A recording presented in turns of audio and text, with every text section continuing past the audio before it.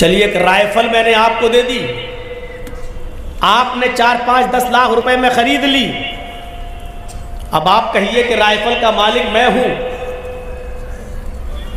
لیکن رائفل چلانا نہیں جانتے، رائفل میں بندوق گولی کارتوس تو بھر لیا آپ نے لیکن چلانا نہیں جانتے، جو حصہ سینے پر رکھنا چاہیے اس کو آپ نے شکار کی طرف رکھ دیا، اور جو حصہ شکار کی طرف ہونا چاہیے وہ حصہ آپ نے اپنے سینے کی طرف رکھ لیا۔ جو حصہ آپ رائفل چلاتے وقت آپ کا سینے پہ ہونا چاہیے وہ تو آپ نے شکار کی طرف کر دیا، اور جو حصہ شکار کی طرف ہونا چاہیے وہ آپ نے اپنے سینے کی طرف کر کے گھوڑی دبا دی، کیا ہوگا؟ شکار کے بجائے آپ ہی کی رام رام ستیہ ہو جائے، سینے پہ گولی اترے گی اور مر۔ رائفل آپ کی، کارتوس آپ کا، پیسہ خرچ کر کے آپ نے خریدا، لیکن وہی بندوق وہی رائفل آپ کے لیے وبال جان بن گئی۔ کیوں بنی؟ کیونکہ آپ اس کو چلانے میں ماہر نہیں ہیں۔ آپ نے رائفل بیچنے والے کے رائفل کے ساتھ جو کتاب جو بک ملی تھی اس کو آپ نے نہیں پڑھا، اس اصول اور ضابطے کو نہیں جانتے، اس لیے رائفل آپ کے لیے، آپ کی جان کے لیے خطرہ بن گئی۔ اسی طریقے سے اللہ رب العالمین نے ہمیں اور آپ کو اس دنیا کے اندر پیدا کیا، اس نے ہمیں اور آپ کو زندگی بخشی، زندگی ایک نعمت اس نے ہمیں اور آپ کو عطا فرمائی، اور ہمیں دھیرے دھیرے پروان چڑھایا، بالغ کیا۔ آج عمر ہماری 20 سال 22 سال 25 سال ہو گئی، اس نے کہا دنیا میں جا رہے ہو، دنیا میں اپنی زندگی گزارو، لیکن اس نے دنیا میں زندگی گزارنے کے ایک اصول بتا دیے، ایک ضابطے بتا دیے، تمہیں یہ کھانا ہے، یہ پینا ہے، ایسے چلنا ہے، ایسے بیٹھنا ہے، ایسے شادی اور بیاہ کرنا ہے، اپنے بچوں کی تربیت اس طرح کرنا ہے، اپنی بیوی کے ساتھ اس طرح رہنا ہے، اپنے بچوں کو یہ پڑھانا ہے، یہ نہیں پڑھانا ہے، یہ کاروبار کرنا ہے، یہ کاروبار نہیں کرنا ہے، یہ حلال ہے، یہ حرام ہے، ایسا کرو گے تو تمہاری زندگی کامیاب ہوگی اور ایسا کرو گے تو تمہاری زندگی ناکام ہو جائے گی۔ اس نے زندگی گزارنے کے اصول و ضابطے اس نے ہمیں اور آپ کو دے دیے قرآن کریم کی شکل میں، اور اس زندگی کو گزارنے کے اصول و ضابطے بتانے کے لیے ایک بہترین ٹیچر اس نے ہمیں اور آپ کو دیا، جناب محمد رسول اللہ صلی اللہ علیہ وسلم کی شکل میں۔ اب اس ٹیچر کے مطابق، اس ٹیچر کے بتائے ہوئے طریقے کے مطابق اگر آپ پڑھو گے اور سیکھو گے تو اپنی زندگی کو کامیاب بناؤ گے۔ هو الذی بعث فی الامیین رسولا منہم یتلو علیہم آیاتہ ویزکیہم ویعلمہم الکتاب والحکمہ۔ اللہ تو وہ ہے کہ جس نے تمہیں عطا فرمایا، بعث فی الامیین رسولا منہم، امیوں کے اندر سے ایک رسول انہی میں سے نکال کر تمہارے اندر بھیجا، اس نے تمہیں ایک نبی دیا۔ وہ نبی کیا کرتا ہے؟ یتلو علیہم آیاتی، قرآن کی تلاوت کرتا ہے، ویزکیہم، اور ان کو گناہوں کی دلدل سے پاک و صاف کرتا ہے، نکالتا ہے، ویعلمہم الکتاب والحکمہ، اور قرآن و حدیث کا درس دیتا ہے، قرآن و حدیث سکھلاتا ہے۔ یہ زندگی اس نے دی ہے تو زندگی گزارنے کے طریقے بھی بتائے ہیں اور زندگی گزارنے کے اصول بھی سکھائے ہیں، اور وہ کتاب ہے قرآن، اور وہ معلم ہے، وہ ٹیچر ہے محمد رسول اللہ۔ اب ہر آدمی غور کرے، اگر اس نے زندگی جو ہماری اور آپ کی ہے، اگر اس زندگی کو زندگی دینے والے کے اصول پر اور اس کے بتائے ہوئے طریقے پر اگر ہم گزار رہے ہیں تب تو ہماری زندگی کامیاب ہے، اور اگر ہم نے اس کے بتائے ہوئے اصول پر اگر ہم نے زندگی نہیں گزاری تو جس طریقے سے بندوق ہماری ہونے کے باوجود ہماری جان جا سکتی ہے، سوئفٹ اور فارچونر گاڑی ہماری ہونے کے باوجود چلانا نہیں جانتے، ہمارے لیے وبال جان بن سکتی ہے، اسی طریقے سے اگر ہم نے سکھانے والے رب العالمین کی مرضی کے مطابق اگر زندگی نہیں گزاری تو یہی زندگی ہمارے لیے باعث عذاب جہنم بن سکتی ہے، ہمارے لیے گناہ بن سکتی ہے، ہمارے لیے مصیبت بن سکتی ہے۔ اب آپ سمجھ گئے ہوں گے اس مثال سے بہت اچھی طریقے سے۔ زندگی ایک نعمت ہے، لیکن اس زندگی کو گزارنا بھی ہمیں اسی طریقے پر، اپنے طریقے پر نہیں، اپنے منمانے طریقے پر نہیں۔ اب جلسہ ہے، اجلاس ہے،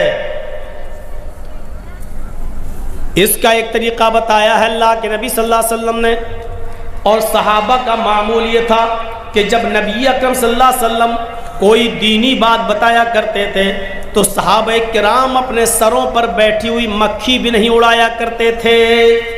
یہ اس ٹیچر نے ہمیں بتایا ہے۔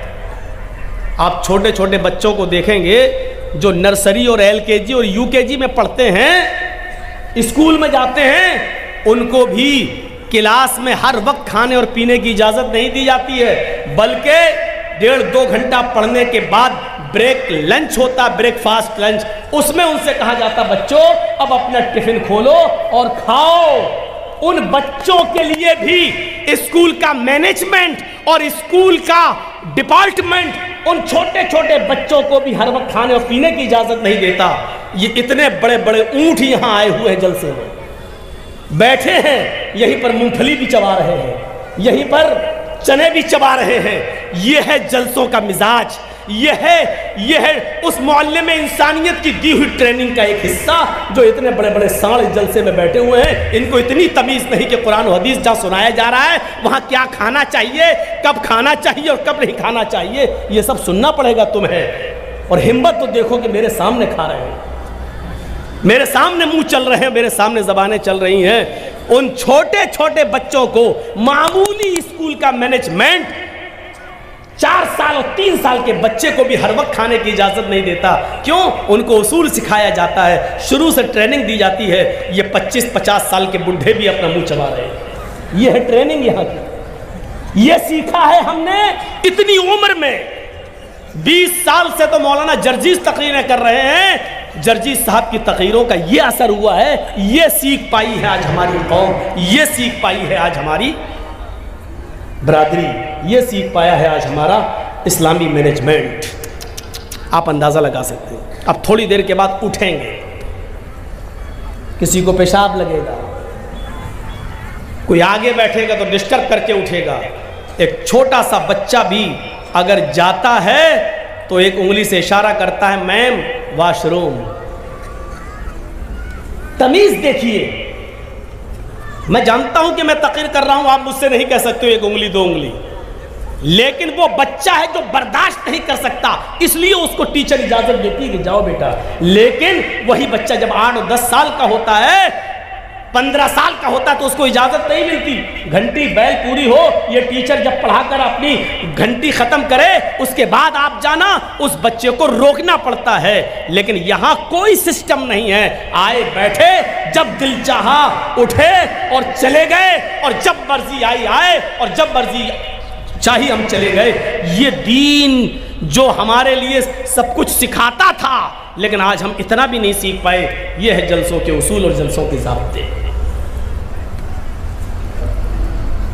ہمارے نبی فرماتے ہیں اگر جمعے کے خطبے میں کوئی آدمی دوران خطبہ مسجد کے اندر اگر کوئی آدمی بول رہا ہو اور اپنی زبان چلا رہا ہو، کسی سے بات کر رہا ہو، اور آپ دیکھ رہے ہیں کہ یہ آدمی بول رہا ہے، تو اس کے باوجود آپ اس سے یہ نہیں کہہ سکتے ہوئے چپ۔ دیکھ رہے ہیں آپ، مثلا یہ شخص بیٹھا اور بول رہا ہے اور ہم دیکھ رہے ہیں، اور ادھر مولانا خطبہ دے رہے ہیں اور ہم دیکھ رہے ہیں یہ بول رہا ہے، تو ہم اس کو یہ نہیں کہہ سکتے چپ۔ کیوں؟ کیونکہ وہ بھی بول رہا ہے، ہم بھی بول رہے ہیں چپ، تو اور شور ہوگا، پھر ہمیں دیکھ کر تیسرا بولے گا اور شور ہوگا۔ اس لیے حدیث میں آیا کہ وہ بول رہا ہے اور خطبہ دینے والا خطبہ دے رہا، اگر اس کی نظر پڑ جائے تو وہ تو اس کو روک سکتا ہے، خاموش چپ رہیے، لیکن پبلک عوام سامعین میں سے کوئی اس کو نہیں روک سکتا ہے۔ یہ ادب بتلایا ہے قرآن و حدیث سننے کا۔ اب آپ اندازہ لگائیں، آپ یہاں منہ چلائیں گے اور قرآن و حدیث بھی سنیں گے، ایسا ہو سکتا ہے؟ دونوں چیزیں ایسا نہیں ہوتی۔ یہ جلسہ بھی ایک عبادت ہے جو آپ بیٹھے ہوئے ہیں۔ جس طریقے سے اللہ اکبر کہنے کے بعد آپ نماز پڑھ رہے ہیں، اب آپ ایک ٹافی نکالیے جیب سے کھائیے، الحمدللہ رب العالمین الرحمن مالک یوم الدین۔ کیا حرج ہے بھائی؟ ٹافی بھی حلال ہے نماز بھی پڑھتے جائیے اور کھاتے جائیے. نہیں کھا سکتے ہیں نا، کیونکہ تکبیر تحریمہ کہہ دی گئی ہے. تحریمہ کا مطلب کیا ہے؟ اللہ اکبر، اس کو کیا کہتے ہیں؟ تکبیر تحریمہ. تحریمہ کا مطلب ہی ہے اب ہر کام کو حرام کر دیا گیا ہے آپ کے اوپر. اب آپ کا مستشک، آپ کا مائنڈ، آپ کا دماغ صرف اللہ کی طرف لگنا چاہیے. اب آپ عبادت میں شامل ہو گئے. اٹھنا، بیٹھنا، لیٹنا، سونا، جاگنا، کھانا، پینا، یہاں تک کہ بچوں سے بات کرنا، یہ ساری کی ساری چیزیں اب آپ کے لیے حرام ہو چکی ہیں. اب آپ کچھ نہیں کر سکتے ہیں. اس عبادت نے ہمیں یہ درس دیا ہے. اب یہ کب حلال ہوگی؟ جب آپ کہو گے السلام علیکم ورحمۃ اللہ. اس سلام کے بعد اب یہ ساری چیزیں آپ کے لیے حلال ہوں گی. اللہ کے نبی جب خطبہ دیتے تھے، درس دیتے تھے، تو صحابہ اپنے سروں پر بیٹھی ہوئی مکھی نہیں اڑاتے تھے. یہ سکھایا تھا. تو زندگی گزارنے کے اصول سیکھو. جب تک سیکھو گے نہیں، یہ زندگی ہمارے لیے وبال جان ہے. یہ زندگی ہمارے لیے مصیبت ہے. جیسے رائفل، جیسے بندوق، جب تک ہم اس کے اصول پر نہیں چلائیں گے تب تک نہیں چلے گی. اور اگر اس کی خلاف ورزی کی تو ہمیں ہی گولی لگے گی. گاڑی جب تک ہم گاڑی بنانے والے کے طریقے پر نہیں چلائیں گے تب تک وہ گاڑی ہمارے لیے وبال جان ہے. اسی طریقے سے زندگی، جب تک زندگی دینے والے کے اصول پر ہم نہیں چلائیں گے اور نہیں گزاریں گے، یہ زندگی ہمارے لیے وبال جان ہے. کتنے لوگ ہیں جو ایڑیاں رگڑ رگڑ کے مر جاتے ہیں. کتنے لوگ ہیں جو کرپشن میں لپت ہو کے مر جاتے ہیں. کتنے لوگ ایسے ہیں جو شراب پیتے پیتے اپنی جان دے دیتے ہیں. کتنے لوگ ایسے ہیں جن کی اسمیک اور گانجا پی پی کر ان کی موت ہو گئی ہے. کتنے لوگ ایسے ہیں جنہوں نے کھینی، تمباکو، بیڑی، سگریٹ پی کر زبان کا اور منہ کا کینسر بنا لیا اور اس کینسر کے اندر ان کی ڈیتھ ہو چکی اور مر چکے ہیں. کیوں؟ کیونکہ انہوں نے اپنی زندگی کو زندگی دینے والے کے اصول پر نہیں چلایا. انہوں نے اپنی زندگی کو زندگی دینے والے کے طریقے کے مطابق نہیں چلایا. اس لیے یہ زندگی ان کے لیے وبال جان بن گئی. اب قبر میں گئے تو حساب و کتاب. برے آدمی نکلے تو روح سجین کے اندر جو ساتھ میں زمین کے نیچے ٹھکانا ہے، اور پھر قبر کے اندر قبر کا دبوچنا، قبر کے اندر قبر کا دبانا. میرے بھائیوں، اور قیامت تک اس کو یہی سزا دیا جانا، اور پھر قیامت کے دن حساب و کتاب ہونا، اور پھر حساب و کتاب کے بعد جہنم میں ڈھکیل دیا جانا اور پھینک دیا جانا. یہ تصور کرو، یہ بہت آسان ہے جس زندگی میں ہم رہ رہے ہیں، لیکن اس زندگی کے بارے میں سوچو جو مرنے کے بعد شروع ہوگی. اس زندگی کے بارے میں ذرا سوچو جو مرنے کے بعد شروع ہوگی. اسی لیے میں نے قرآن کریم کی 3 آیتیں پڑھی ہیں. آج ہم شروعات کر رہے ہیں آپ کے ساتھ. سورہ فاتحہ کی 3 آیتیں ہی پڑھی ہیں. شاید میں چل پاؤں کہ نہ چل پاؤں ان 3 آیتوں تک. پہلی آیت دیکھیے آپ. اس زندگی دینے والے رب کی طرف سے جو پہلی آیت سورہ فاتحہ کی بسم اللہ الرحمن الرحیم کے بعد جو شروع ہوتی ہے قرآن کی، وہ یہاں سے شروع ہوتی ہے الحمدللہ رب العالمین. پہلے اس لفظ کے اوپر غور کیجئے، رب العالمین. زندگی دینے والا کہتا ہے کہ زندگی ہم نے دے دی ہے، اس زندگی کی پرورش بھی ہم کرتے ہیں. تمام تعریفیں اس اللہ کی بیان کرو جو دونوں جہان کا پالنہار ہے. زندگی اس نے ہمیں اور آپ کو دی، زندگی کافر کو بھی دی، زندگی غیر مسلموں کو بھی دی، زندگی یہود و نصارہ کو بھی دی، اور زندگی جانوروں کو بھی دی، زندگی بچوں کو بھی دی، زندگی دوست کو بھی دی اور زندگی دشمن کو بھی دی، زندگی اپنے اوپر ایمان لانے والوں کو بھی دی اور زندگی اپنے اوپر ایمان نہ لانے والوں کو بھی دی. دی یا نہیں دی؟ دیکھ لیجیے آپ. کیا تم تعریف کرو گے مولانا جرجیس، بہت اچھا بولتے، مولانا فلاں بہت اچھا بولتے، ارے ان کی تقریر. آپ لوگ تو جلسہ سننے نہیں، نمبر دینے آتے ہیں. یہ پہلا جلسے میں یہ پہلا اسٹیج ایسا ہوتا ہے جہاں مولویوں کا فیصلہ پبلک کرتی ہے، جہاں قرآن و حدیث نہ جاننے والے لوگ نمبر دیتے ہیں کہ پہلے نمبر پہ کون سے مولانا اچھے رہے، دوسرے نمبر پہ کون سے اچھے رہے، تیسرے نمبر پہ کس کی تقریر اچھی ہوئی. یہ پہلا ایک ایسا منچ اور پہلا ایک ایسا اسٹیج ہوتا ہے جہاں ہم جیسے مولویوں کا فیصلہ ان پڑھ اور جاہل عوام کرتی ہے کہ پہلا نمبر کس کا، دوسرا نمبر کس کا، تیسرا نمبر کس کا. ایک اکھاڑا بنا ہوا ہے، یہ ایک دنگل بنا ہوا ہے. جلسہ مولویوں کی تقریر کے فیصلے آپ کرو گے، علماء کے جلسوں کے فیصلے آپ کرو گے کہ پہلے نمبر پہ اچھا کون بولا، دوسرے نمبر پہ اچھا کون. ہاں ان سب سے اچھی تقریر ان کی رہی، اس کے بعد اس کی رہی، اس کے بعد اس کی رہی. آپ نمبر دیں گے؟ قرآن و حدیث کو نمبر دیے جائیں گے؟ ذرا سوچیے آپ کیا تعریف کرو گے. تعریف تو اس رب کی ہے. الحمدللہ، تمام تعریفیں اللہ کے لیے ہیں. کس اللہ کے لیے؟ رب العالمین، جو رب العالمین ہے. اس نے یہ نہیں کہا کہ ہم رب المسلمین ہیں، صرف مسلمانوں کو پالتے ہیں، یہ نہیں کہا. اس نے یہ نہیں کہا رب المتقین ہیں، ہم صرف متقیوں کو پالتے ہیں، جو ہم سے ڈرے گا ہم اس کو روزی دیں گے. نہیں، اس نے یہ بھی نہیں کہا وہ رب العالمین ہے، رب الانس بھی ہے، رب الجن بھی ہے. وہ جس طرح مسلمانوں کو کھلانے اور پلانے والا ہے، اسی طریقے سے غیر مسلموں کو بھی کھلاتا اور پلاتا ہے. جس طریقے سے ہمیں اور آپ کو روزی اور روٹی دیتا ہے، اسی طریقے سے وہ یہود و نصارہ کو بھی روزی اور روٹی دیتا ہے. جس طریقے سے وہ ہمیں آسمان سے بارش دیتا ہے، اسی طریقے سے وہ غیر مسلموں کو بھی دیتا ہے. وہ رب الانس بھی ہے، وہ رب الجن بھی ہے، وہ رب الجمادات بھی ہے. یہ پیڑ پودے، ان کو بھی دھیرے دھیرے بڑا کرتا ہے، ان کو بھی پالتا ہے وہ. ورنہ آپ نے تو ایک دانہ زمین میں ڈالا تھا بس، اور کیا کیا تھا؟ صرف اس دانے کو ڈالنے کے بعد آپ تو الگ ہٹ گئے. اس آم کی گٹھلی کو، اس آم کے بیج کو آم کے پھلوں تک پہنچانے والا، اور اس آم کے پیڑ کی بھی نشو نما کرنے والا، اور اس آم کے گٹھلی اور بیج کو بھی آم کا درخت بنانے والا، وہی رب العالمین تو ہے.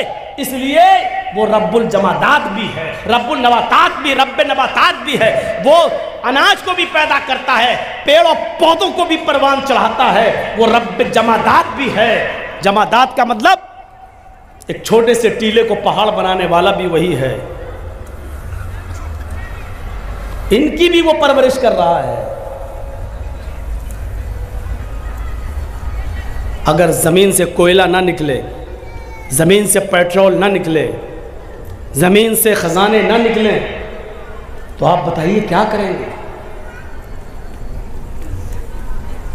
صرف ایک چیز سوچ دو، اگر اللہ نے زمین نہ بنائی ہوتی، مجھے بتاؤ کہ ہم آج کہاں ہوتے؟ کیا حیثیت تھی ہماری؟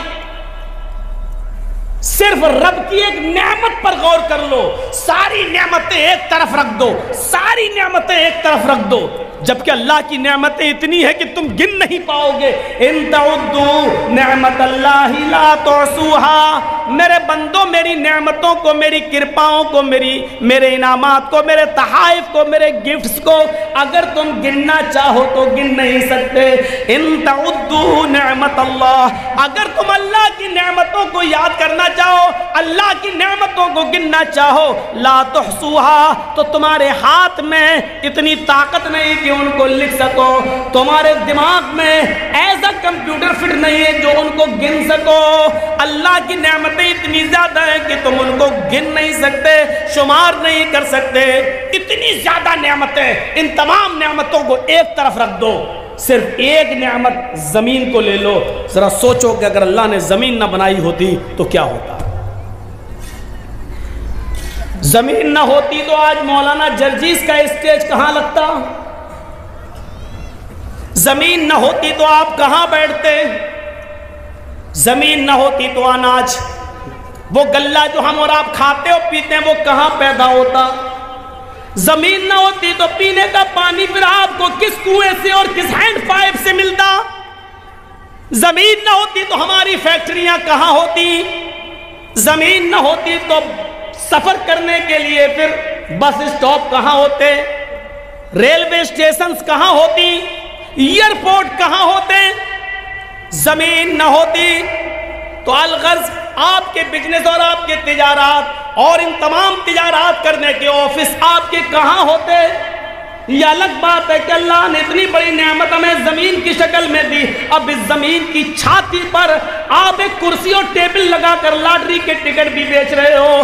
آپ اس زمین پر جو اللہ کی نعمت ہے، آپ اس زمین پر افیم کی اور اس میں کی کھیتی بھی کر رہے ہو۔ اس زمین کی اوپر آپ چرس اور گانجا بھی بو رہے ہو، آپ براؤن شوگر کی کھیتی بھی کر رہے ہو۔ اس زمین کی اوپر شراب کے اڈے بھی آپ کھول رہے ہو۔ جو اللہ اس زمین کو ہموار کر سکتا ہے، ہمارے فائدے کے لیے بنا سکتا ہے، اس زمین کی چھاتی پر یہ گناہوں کے اڈے کھولنے والوں، تمہارے کاروبار کو قارون کے خزانے کی طرح اور قارون کے ساتھ قارون کی طرح تمہیں بھی دھسانے پر وہ قادر ہے، جس طرح قارون کو اس کے خزانے کے ساتھ زمین کے اندر دھسا دیا۔ ذرا شراب کے اڈے کھولتے ہوئے، لاٹریوں کے ٹکٹ بیچتے ہوئے، حرام کاروبار کے لیے افیم اور چرس کی کھیتی کرنے سے پہلے ذرا سوچو کہ اللہ رب العالمین کا ایک حکم ہوا، زمین اگر پھٹ گئی یا زلزلہ آ گیا تو ہماری حیثیت کیا ہے، ہم کہاں ہوں گے؟ کبھی آپ نے سوچا ہے جو اتنی بڑی نعمت دے سکتا ہے وہ اس نعمت پر قادر بھی ہے، وہ اس زمین کے سینے کو پھاڑ کر ہمیں قارون اور اس کے خزانے کی طرح ہمیں دھسانے پر بھی قادر ہے؟ کبھی سوچا ہے ہم نے؟ اس لیے ہمیشہ یاد رکھو، اللہ نے جب اگر یہ نعمت دی ہے تو اس نعمت کا استعمال بھی ویسے ہی کرو جیسے اس نے بتایا ہے۔ ایسا ہو سکتا ہے میاں اور بیوی ملے، حمل ٹھہرا، پانی کے اس قطرے سے پھر علقہ بنا، پھر مضغہ بنا، جمع ہوا خون بنا، پھر گوشت کا لوتھڑا بنا، پھر گوشت کے لوتھڑے میں ہڈی بنی، پھر ان ہڈیوں کے اندر گوشت ڈالا گیا، پھر انگلیاں بنی، پور بنے، تھڑکنے والا دل بنا، گھٹنا بنائے، پنجے بنے، انگلیاں بنی، ناخون بنے، دماغ بنا، اور اس دماغ میں ہزاروں تاروں کا کنیکشن ڈالا، دو دو چمکتے ہوئے ٹیوب لائٹ آنکھوں کی شکل میں دی، اور یہ سب کچھ دینے کے بعد 9 مہینے کے بعد بالکل ہوشیاری کے ساتھ ایک تنگ جگہ سے 2 کلو، 2.5 کلو اور 3 کلو کی بچے کی شکل میں ماں کے پیٹ سے یہ بچہ جب باہر آتا ہے تو جو اللہ اس 2.5 کلو کے اس بچے کو جو ابھی سوچنے کے لیے دماغ کام نہیں کر رہا ہے، دماغ لے کر آیا ہے، لیکن ابھی اتنی عقل نہیں ہے، دیکھتا ہے لیکن ابھی پہچانتا نہیں ہے کہ کون ماں ہے، کون باپ ہے، کون بھائی ہے، کون بہن ہے، ابھی بھوک لگتی ہے تو انگوٹھوں کو منہ میں رکھ لیتا ہے۔ جو اللہ اس مزاج سے اور اس ماحول سے بچے کو ماں کے پیٹ سے نکالتا ہے اور خیریت کے ساتھ وہ اس دنیا میں لاتا ہے، تو کیا اس رب نے اس انسان کے بڑے ہو جانے کے بعد اس کو زندگی کیسے گزاری جائے، عبادت کیسے کی جائے، اچھے کام کیسے کیے جائیں اور برے کام کیسے نہ کیے جائیں، اسے رکا جائے، تو کیا اس اللہ نے اس کے لیے کوئی انتظام نہیں کیا ہوگا؟ جس رب نے اس چھوٹے سے بچے کے لیے ہوا کا اور پانی کا اور غذا کا انتظام ماں کے پیٹ میں کیا ہے، اور پھر اس اصول و ضابطے سے باہر نکلنے کے بعد کیا وہ اللہ اس کو 15 20 سال 25 سال کا ہو جانے کے بعد اس کو بیار و مددگار چھوڑ دے گا کہ اب تم اپنی مرضی کے مطابق زندگی گزارو؟ ایسا کیسے ہو سکتا ہے میرے بھائیو؟ اس رب کے اصول کے مطابق زندگی گزارنے کے لیے اس نے گائیڈ لائن بنائی، اور اسی کو ہم رسالت کہتے ہیں، اسی کو ہم نبوت کہتے ہیں۔ اس نے رسولوں کا سلسلہ چلایا، اس نے نبیوں کا اور پیغمبروں کا سلسلہ چلایا۔ وَلَقَدْ بَعَثْنَا فی کل امت رسولا، ہم نے ہر امت کے اندر، ہر گروہ کے اندر ایک رسول بھیجا ہے، ایک پیغمبر بھیجا ہے، اور اس پیغمبر نے، اس رسول نے دنیا میں آنے کے بعد ایک ہی حکم دیا، ان اعبدوا اللہ، لوگوں ایک اللہ کی عبادت کرو، ایک اللہ کی ریاضت کرو، اپنی پیشانی ایک اللہ کے سامنے گزارو۔ سن لو، اتنے بڑے ماحول سے نکال کر، ماں کے پیڑ سے نکال کر 20 و 25 سال کی عمر تک تجھے پہنچا دیا، اس میں کسی اجمیر والے کا ہاتھ نہیں ہے، بدایوں والے کا ہاتھ نہیں ہے، کچھوچا والے کا ہاتھ نہیں ہے، پھلواری شریف کا کوئی بھی بابا ابھی تک تیرے کوئی کام نہیں آیا ہے، یہاں تک پہنچانے والی ذات اسی اللہ کی ہے، اس لیے عبادت کے لائق بھی صرف وہی ہے۔ یہ پیشانی اس نے سب سے اوپر بنائی، یہ ماتھا اس نے سب سے اوپر بنایا۔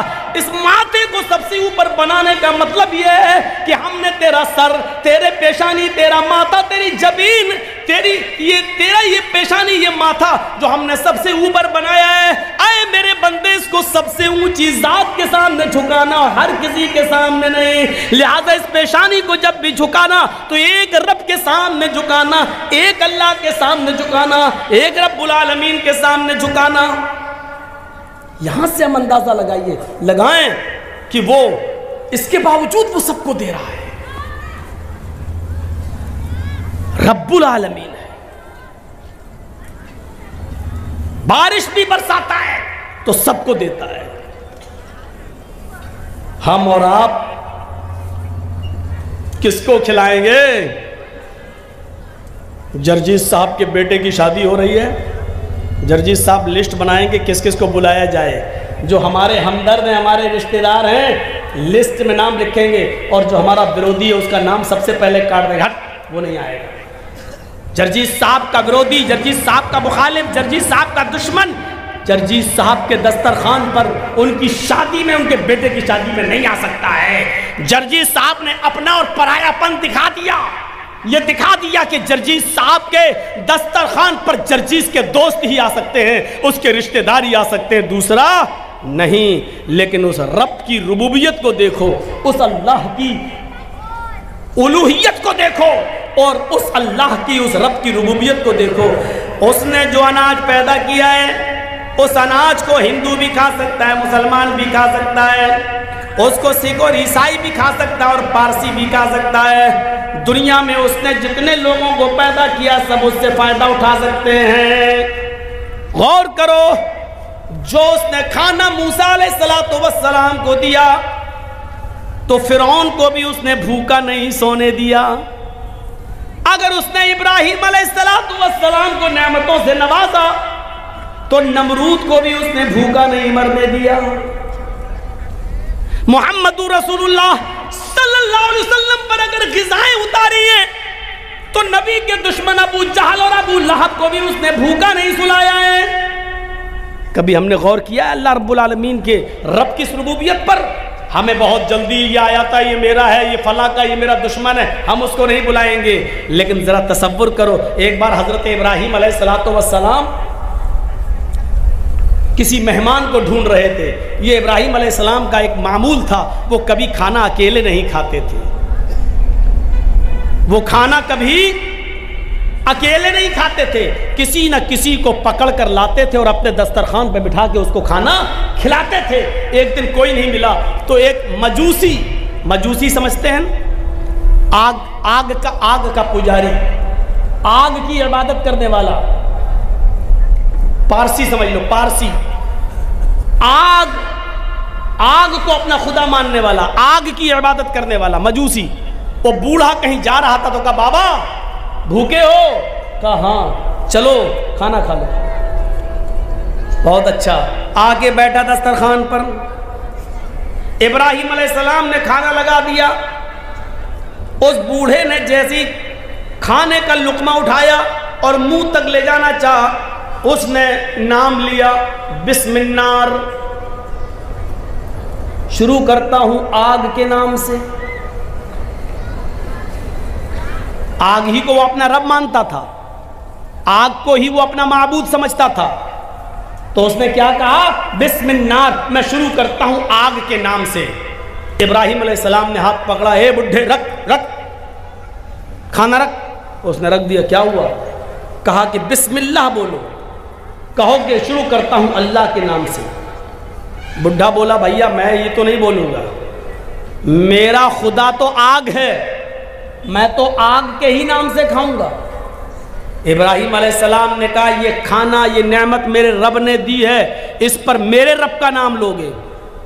اس نے کہا ابراہیم بھوکا مر جانا گوارا ہے, تیرے رب کا نام لینا گوارا نہیں.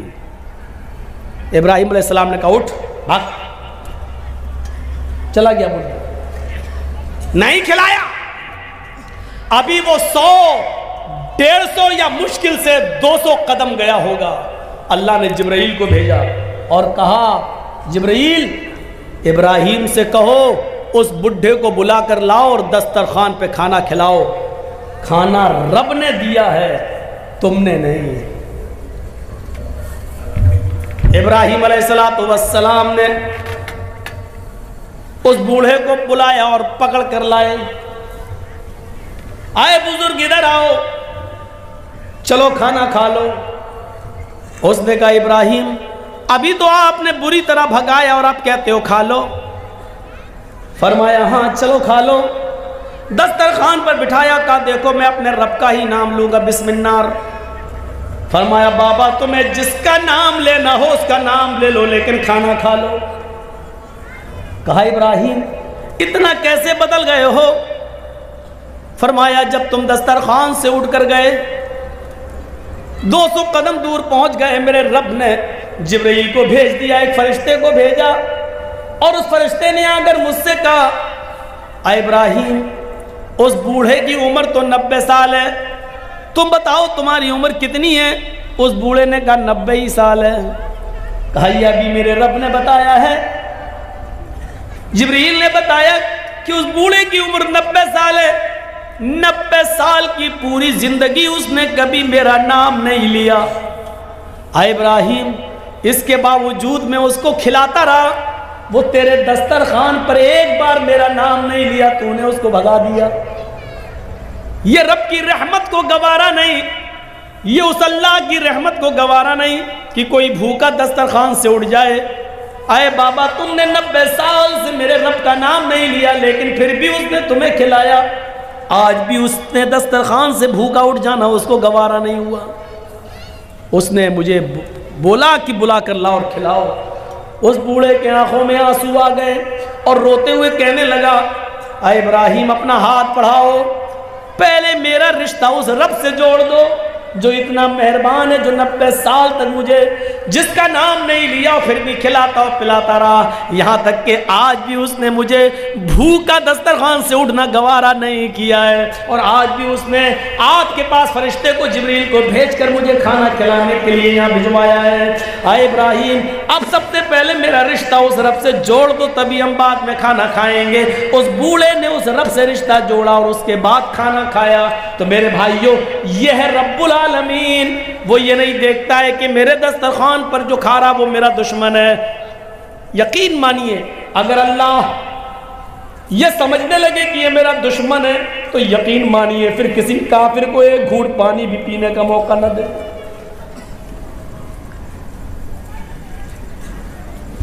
پھر ان کرمنل اور گنڈے لوگوں کو حکمرانی دے دے گا,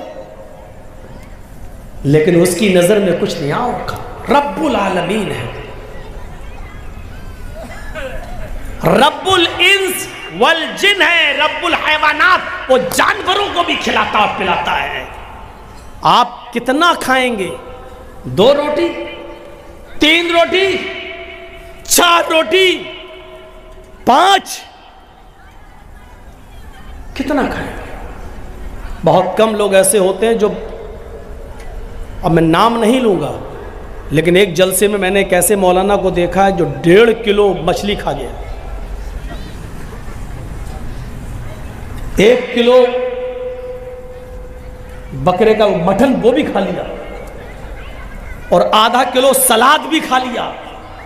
चश्मदीद गवाह हूं, चश्मदीद गवाह।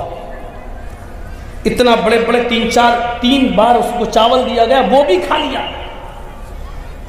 और मजाक में खाना खिलाने वाला जब और देने लगा लीजिए, तो कहता नहीं नहीं आज सफ़र लंबा है करके आया हूँ, तबीयत मेरी ठीक नहीं, आज मैं कुछ कम ही खाऊंगा। इतना खाने के बाद भी वो कह रहा है कि नहीं मेरी तबीयत कुछ गड़बड़ है इसलिए आज मैं कुछ कम ही खाऊंगा। तो ऐसे लोग बहुत कम हैं जो इतना खाते हैं। कितना भी खा लिया फिर भी कितना।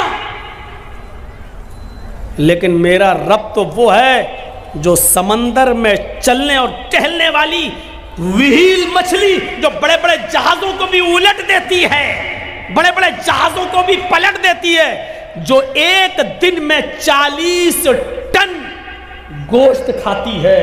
40 टन मछलियां, मुर्दे और ये जो जानवर हैं हशरातुल अर्द, जो जमीन के जानवर और समंदर में फिरने वाले जानवर, जो मुंह फाड़ती है जितने उसके मुंह में आ जाएं, 40 टन खाती एक दिन में, पर डे। उसकी खुराक कितनी है? 40 टन। मेरा रब तो उसको भी भूखा नहीं सोने देता है और 40 टन खाने का इंतजाम उसके लिए भी करता हो। रोजाना पर डे 2 रोटी और 3 रोटी खाने वाले इंसान, तुझे जरूरत पड़ रही है, तुझे जरूरत पड़ रही है अपने भाई की जमीन को गजब करने की, तुझे जरूरत पड़ रही है नाजायज माल कमाने की, तुझे जरूरत पड़ रही है झूठ का सहारा लेकर अपने बिजनेस को आगे बढ़ाने की, जबकि तेरी खुराक सिर्फ 2 रोटी है, तेरी खुराक सिर्फ 3 रोटी है। मेरा रब तो 40 टन गोश्त खाने वाली मछली को भी भूखा नहीं सोने देगा। याद रखिएगा, कुरान और हदीस पढ़िए आप, कुरान और हदीस फिर सुन लीजिए। 2 हुकूक हैं, एक हुकूकुल्लाह और एक हुकूकुल इबाद। तीसरी कोई चीज नहीं मिलेगी। हुकूकुल्लाह 1/4 हैं और हुकूकुल इबाद 3/4। 1/4 हुकूकुल्लाह है और 3/4 हुकूकुल इबाद है। हुकूकुल्लाह 1/4 है, सिर्फ चौथाई। इस्लाम के अंदर 2 ही हुकूक हैं, हुकूकुल्लाह और हुकूकुल इबाद। अल्लाह का हक सिर्फ चौथाई है और 3 हिस्से बंदों से जुड़े हुए हैं, बंदों से। इसका मतलब समझ रहे हो? अल्लाह ने फरमाया कि मैं अपना हक चाहूं तो माफ कर सकता हूं, लेकिन बंदे का हक मैं माफ नहीं करूंगा। इसका मतलब समझते हो? इसका मतलब यह है नमाज बहुत जरूरी है, लेकिन अगर छूट गई या जानबूझकर अगर आपने छोड़ दी, अल्लाह अगर चाहे तो माफ कर सकता है। ये अल्लाह की मर्जी पर डिपेंड है, वो चाहे तो माफ कर सकता है। बहुत जरूरी है नमाज, लेकिन अगर आपने छोड़ दी, जानबूझकर ही तर्क कर दी, अल्लाह चाहे तो माफ कर सकता है। ये अल्लाह की मर्जी पर डिपेंड करता है। लेकिन अगर आपने अपने किसी मुसलमान भाई की या किसी गैर मुस्लिम ही की, हिंदू ही की या ईसाई की या क्रिश्चियन की या यहूदी की, अगर एक बालिश्त जमीन पर अगर कब्जा कर लिया है और उसको अपनी जमीन में शामिल कर लिया है, एक बालिश्त जमीन पर कब्जा करके अपने मकान में शामिल कर लिया है, तो अल्लाह कयामत के दिन इसको माफ नहीं करेगा। समझ रहे हैं? नमाज एक बार माफ कर देगा, ये मेरा हक है, मैं चाहूं तो माफ कर सकता हूं, चाहूं तो ना करूं। लेकिन अगर किसी का हक मारा है, एक बालिश्त नहीं 1 इंच भी अगर आपने किसी की जमीन पर नाजायज कब्जा किया है, तो अल्लाह इसको माफ नहीं करेगा। नमाज आपने छोड़ी तो अल्लाह माफ कर सकता है, लेकिन अगर आपने किसी को मां की गाली दी, बहन की गाली दी, ये कबीरा गुनाह है, इसको अल्लाह माफ नहीं करेगा कयामत के दिन, जब तक के दुनिया में आपको आपके भाई ने माफ न किया हो। तो جاؤ بیٹا جاؤ، ٹھیک ہے۔ یہ ہے سمجھانے کا اثر، سامنے ہی بیٹھ کر اور پہلی صف میں، اس کو کہتے ہیں چوری اور اوپر سے سینہ زوری۔ تم جیسے 360 مولوی روزانہ آئے، ہم ان کی نہیں مانے، تمہاری کیا مانیں گے؟ تم تو کل کے لونڈے ہو مولانا۔ یہ ہے ہمارا حال۔ سسٹم دیکھیے آپ، سسٹم تو سن رہے ہیں، اس کو اللہ معاف نہیں کرے گا۔ اس لیے حقوق العباد کا خیال رکھیے، ظلم اللہ کبھی معاف نہیں کرتا اگر آپ نے کسی پر کیا، جب تک کہ وہ معاف نہ کرے۔ حاجی جب حج کے میدان میں ہوتا ہے اور آسمان سے ایک فرشتہ حج کے دن 9 تاریخ کو عرفہ کے میدان میں آ کر کہتا ہے، اے حاجیو، اپنے گناہوں کی معافی مانگنے والوں، اپنے گناہوں سے توبہ کرنے والوں، جاؤ، آج اللہ نے تمہیں گناہوں سے پاک و صاف کر دیا ہے۔ آج تم گناہوں سے ایسے ہی پاک ہو جیسے دھوبی کی بھٹی میں کپڑے کا میل کچیل صاف ہو جاتا ہے، جیسے کوئی بچہ اپنی ماں کے پیٹ سے پیدا ہونے کے بعد گناہوں سے پاک و صاف ہوتا ہے، جیسے وہ گناہوں سے بالکل پاک و صاف ہوتا ہے، ایسی اللہ نے تمہارے سارے گناہوں کو مٹا دیا، سارے گناہوں کو سے تمہیں پاک کر دیا۔ اے حاجیو، اپنے ملک میں جانے کے بعد، اپنی بستی میں جانے کے بعد پھر سے تم اپنے آپ کو سیاح مت کر لینا، جاؤ، آج تمہارے اوپر سے گناہ مٹا دیے گئے ہیں اور تمہیں پیدا ہونے والے بچے کی طرح کر دیا گیا ہے، اس کپڑے کی طرح کر دیا گیا ہے جس کو دھوبی کی بھٹی میں جانے کے بعد اس کا میل و کچیل صاف ہو جاتا ہے، گندگی صاف ہو جاتی ہے، تمہیں کپڑے کی طرح دھل دیا اور صاف کر دیا ہے۔ جہاں فرشتہ یہ اعلان کر کے خوشخبری سناتا ہے کہ اللہ نے تمہارے گناہوں کو ختم کر دیا، مٹا دیا، ایسے موقع پر بھی اللہ اس حج کے میدان میں بھی ان لوگوں کے گناہ نہیں مٹاتا ہے جو کسی پر ظلم کر کے حج کرنے آئے ہیں، یا کسی کی دکان پر ناجائز قبضہ کر کے، یا 1-2 بالش زمین کسی کی داب کر اس پر ظلم کر کے حج کے میدان میں پہنچے اور حج کرنے آئے۔ جب تک بندہ اس کو معاف نہیں کرے گا، اللہ بھی معاف نہیں کرے گا۔ اللہ حج کے میدان میں بھی اس کو معاف نہیں کرتا۔ اپنا حق معاف کر سکتا ہے اللہ، لیکن اگر آپ نے اللہ کے بندے کا حق مارا ہے تو جرجی صاحب اپنا حق معاف کر سکتے ہیں۔ اس آدمی کی اگر آپ نے زمین دابی ہے یا اس پر ظلم کیا ہے تو اس کا ظلم ہم تھوڑی معاف کر دیں گے۔ آپ نے ظلم اس کے اوپر کیا ہے، یہ اس کا حق ہے، وہ چاہے تو معاف کرے چاہے تو نہ کرے۔ جرجی صاحب اپنا حق معاف کر سکتے ہیں، دوسرے کا نہیں۔ اللہ کہتا کہ میں اپنا حق چاہوں تو معاف کر سکتا ہوں، لیکن میرے بندے کا مارا ہے تو جب تک بندہ معاف نہیں کرے گا ہم معاف نہیں کریں گے۔ دنیا میں معاملے صاف کریے، دنیا میں معاملے صاف کریے۔ اسی لیے جنازے کی نماز پڑھنے سے پہلے، پڑھانے سے پہلے یہ پوچھ لینا چاہیے کہ جس آدمی کا جنازہ میں پڑھانے جا رہا ہوں اس مرنے والے پر کسی کا کوئی حق تو نہیں ہے۔ کون پوچھتا ہے؟ آپ اپنے علاقے کے ملا اور مولویوں کو بتائیے کتنے لوگ ہیں جو پوچھتے ہیں؟ اس کے بنا جنازہ ہے ہی نہیں، لیکن بتائیے کتنے لوگ پوچھتے ہیں؟ کتنی بستیوں میں جاتا ہوں، جنازہ سامنے کھڑا، پڑھا دیا، اللہ اکبر، ہو گئی نماز، پڑھا دی گئی، اٹھایا جنازہ، چلا گیا۔ لیکن جنازہ پڑھانے والے کی ذمہ داری ہے کہ میت کا جنازہ پڑھانے سے پہلے اس کے رشتہ داروں کو سامنے لا کر، اس کے بیٹے، اس کی اولاد کو سامنے لا کر پوچھے کہ مرنے والے پر کسی کا کوئی حق تو نہیں ہے، اور جنازے میں صفیں لگ جائیں تو پوری پبلک سے پوچھا جائے کیا مرنے والے کا کسی کے اوپر کوئی قرض تو نہیں تھا۔ اگر ایک بھی آدمی کھڑا ہو کر یہ کہہ دے کہ مرنے والا میرا قرضدار تھا، مرنے سے پہلے اس نے قرضہ لیا تھا، قرضہ دیے بغیر مر گیا، تو پھر اس کے اوپر جنازہ نہیں پڑھا جائے گا۔ سن رہے ہیں آپ؟ پھر اس پر جنازہ نہیں پڑھا جائے گا۔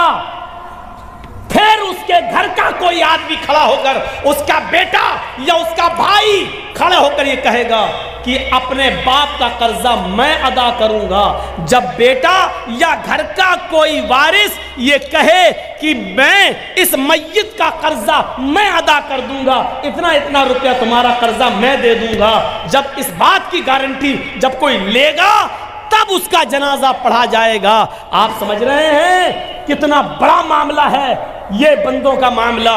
ایک آدمی مر گیا، دنیا سے چلا گیا، اس کے ساتھ اس کی نیکیوں کا دروازہ بھی بند ہو گیا، لیکن اس کے باوجود میرے بھائیو اس کا جنازہ پڑھانے سے پہلے پوچھا جائے گا کیا اس کے اوپر کسی کا قرض تو نہیں تھا، کوئی معاملہ تو نہیں تھا، اور اگر نکل گیا تو اس کا جنازہ نہیں پڑھایا جائے گا جب تک کہ اس کے رشتہ دار یہ نہ کہیں کہ اس کا قرضہ یا اس کا معاملہ میں ادا کر دوں گا۔ میرے پیارے ساتھیو ذرا تصور کیجیے، نبی اکرم صلی اللہ علیہ وسلم کا آخری وقت ہے، اس دنیا سے جانے والے ہیں، انتقال میں 2 یا 3 دن باقی رہ جاتے ہیں۔ آپ فرماتے ہیں لوگوں اگر میرا کسی کے اوپر کوئی قرض ہو تو وہ آج لے لے، قیامت کے دن میں نہیں دے سکتا۔ انتقال سے 2-3 دن پہلے لوگوں اگر میرے اوپر کسی کا قرض ہو تو وہ 2-3 وہ مجھ سے لے لے۔ ایک صحابی اٹھتے ہیں اور کہتے ہیں کہ اللہ کے نبی میرے 3 درہم ہیں آپ کے پاس۔ اللہ کے نبی صلی اللہ علیہ وسلم نے ایک صحابی کو حکم دیا کہ 3 درہم اس کے ادا کر دیے جائے۔ اس صحابی نے اسی وقت ان کے 3 درہم دے دیے۔ آپ نے فرمایا لوگو جب میری روح قبض عنصری سے پرواز ہو جائے، جب میرا انتقال ہو جائے تو میری نماز جنازہ سے پہلے پوچھ لینا کسی کا کوئی قرض تو نہیں ہے، کسی کا کوئی قرض تو نہیں ہے۔ اگر کوئی ملتا ہے تو اس کا قرض ادا کر دیا جائے، اس کے بعد میرا جنازہ پڑھایا جائے اور پھر مجھے قبرستان میں دفن کر دیا جائے۔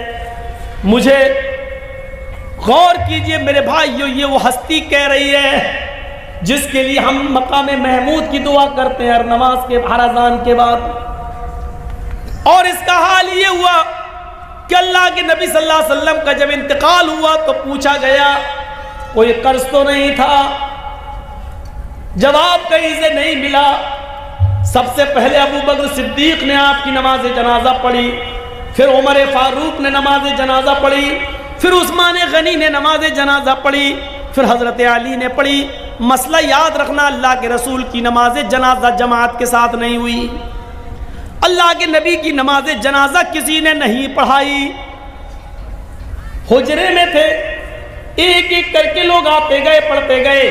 پہلے ابو بکر صدیق نے پڑھی، پھر عمر فاروق نے پڑھی، پھر عثمان غنی نے پڑھی، پھر حضرت علی نے پڑھی، پھر ایک ایک صحابہ بعد میں آتے گئے پڑھتے گئے، ایک ایک کر کے پڑھتے جاتے نکلتے جاتے، یہاں تک کہ بعد میں عورتوں نے بھی نماز جنازہ پڑھی اور سب سے لاسٹ میں بچوں نے نماز جنازہ پڑھی۔ اسی کو پڑھتے پڑھتے اور لوگ دیکھنے آتے تھے۔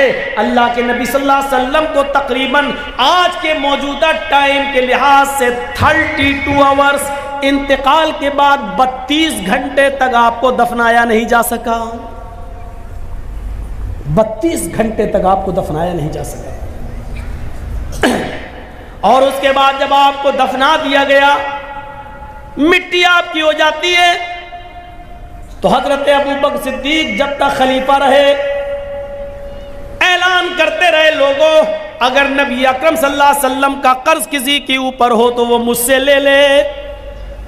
لیکن ابو بکر صدیق 2 سال تک خلیفہ رہے، 2 سال تک برابر اعلان کیا لیکن کوئی نہیں آیا۔ پھر حضرت عمر فاروق کا زمانہ آیا، حضرت عمر فاروق کے پورے 10 سال تک اعلان ہوتا رہا اگر نبی اکرم کا قرض کسی کے اوپر ہو، اگر کسی نے نبی کو قرض دیا ہو اور اس کا قرض باقی ہو تو وہ عمر سے آ کر لے لے۔ حضرت عمر فاروق کے 10 سال کی خلافت میں بھی کوئی قرضہ لینے نہیں آیا۔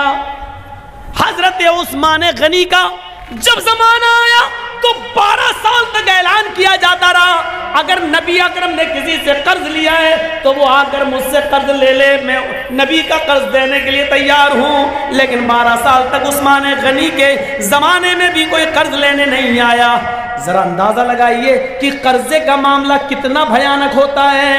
اللہ کے نبی صلی اللہ علیہ وسلم اپنے انتقال سے پہلے خود اعلان کر رہے ہیں اگر کسی کا قرض میرے اوپر ہے تو لے لے۔ ایک اٹھتے ہیں اور کہتے ہیں کہ میرے 3 درہم میں آپ نے دلوا دیے، پھر کوئی نہیں ملا۔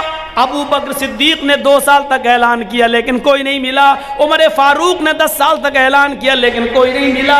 عثمان غنی بھی کہتے رہے کہ نبی کا قرض کسی کے اوپر ہو تو مجھ سے لے لے، لیکن 12 سال تک کسی نے کوئی قرض نہیں مانگا۔ غور کرو کہ قرض کا معاملہ کتنا بھیانک ہوتا ہے، کیونکہ قرض دار آدمی کی روح لٹکتی رہتی ہے زمین و آسمان کے بیچ میں۔ میرے پیارے ساتھیوں، جب تک اس کا قرض ادا نہ کر دیا جائے میرے بھائیوں یہ معاملہ بڑا عجیب و غریب رہتا ہے۔ آئیے اس معاملے کو سمجھنے کی کوشش کیجئے۔ حقوق اللہ معاف کر سکتا اپنا حق، لیکن بندے کا حق معاف نہیں کرے گا۔ اگر کسی نے کسی سے قرض لیا ہے تو پہلی فرصت میں قرض ادا کر دے، پہلی فرصت میں قرض ادا کر دے، کیونکہ نمازیں بیکار ہو جاتی ہیں، روزے بیکار ہو جاتے ہیں، حج بیکار ہو جاتا ہے۔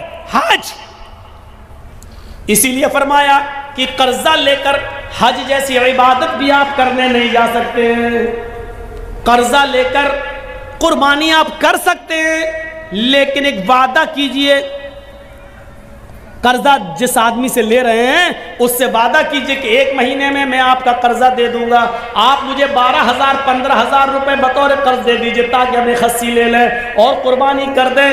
قرضہ لے کر قربانی کی جا سکتی ہے، لیکن اگر آپ کو یہ اندیشہ ہو کہ ہم اس کا قرضہ ادا نہیں کر پائیں گے تو پھر قرضہ لے کر قربانی کرنا بھی آپ کے لیے جائز نہیں ہے۔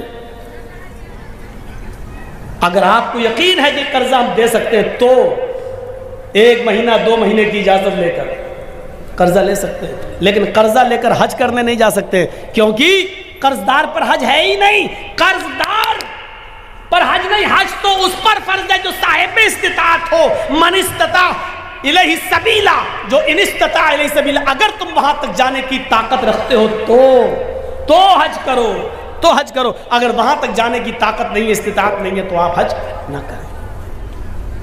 کتنی بری عادت کہاں سے کہاں نکل گیا اور کہاں بہک گیا، یہاں پہنچ گیا میں تو میں کہہ یہ رہا تھا کہ ہم اپنے دوستوں کو کھلا سکتے ہیں، دشمنوں کو نہیں، لیکن اللہ رب العالمین کو دیکھیے وہ اپنے دوست و دشمن سب کو کھلاتا ہے، مومن و کافر سب کو کھلاتا ہے، یہ ہے رب العالمین۔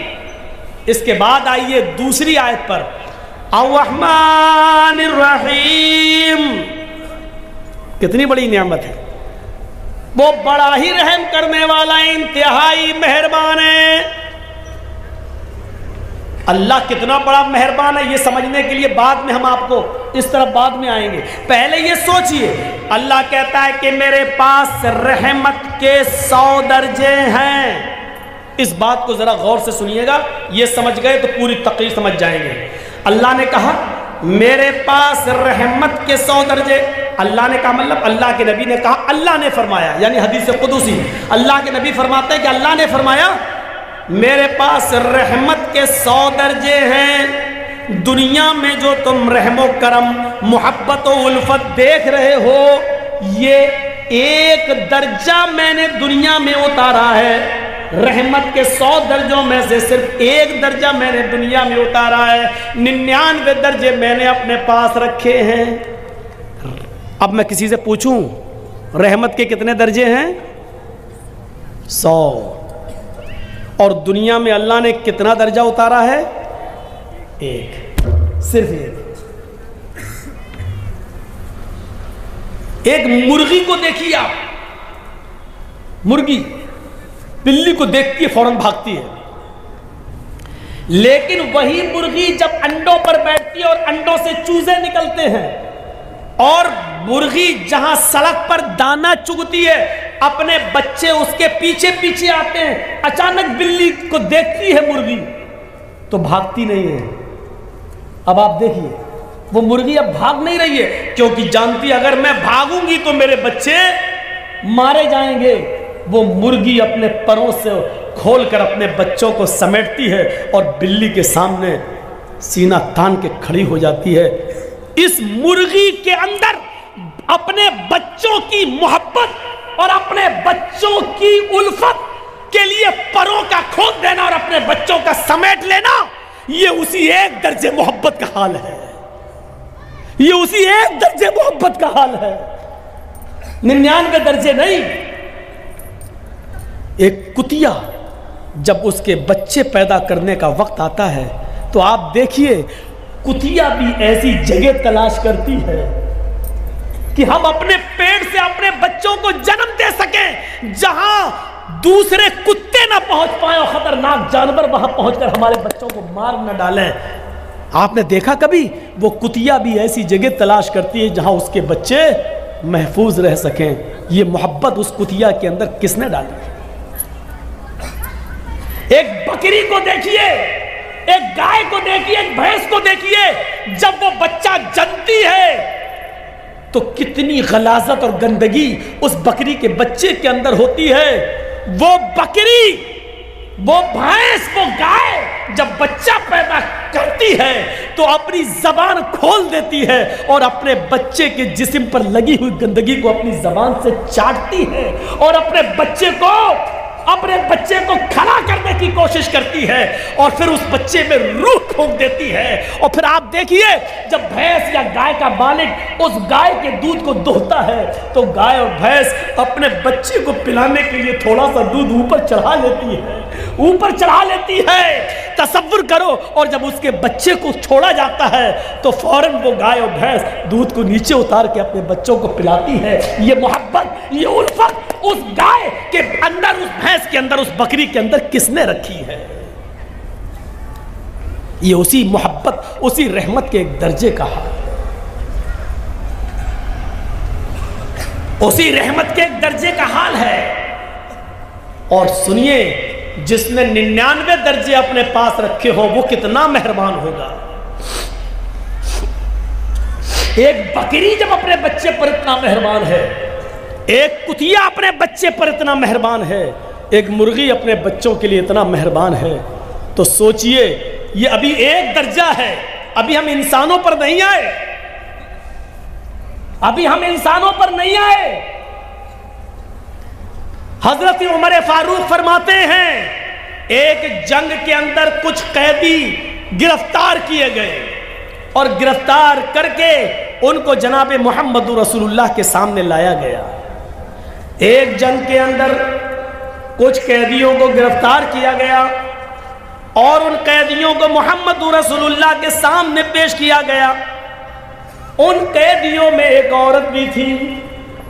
جو قیدی قید کر کے لائے گئے، جو مجرم قید کر کے لائے گئے، ان مجرمین کی لسٹ میں، ان قیدیوں کی لسٹ میں ایک عورت بھی تھی۔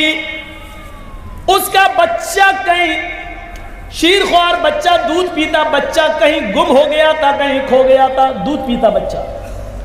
یہ عورت جب اللہ کے نبی صلی اللہ علیہ وسلم کے سامنے پیش کی گئی اور جو قیدی نبی کے سامنے پیش کیے گئے، اس عورت کو ہوش نہیں ہے کہ ہم کو نبی کے سامنے پیش کیا گیا ہے، کیا سزا ملے گی۔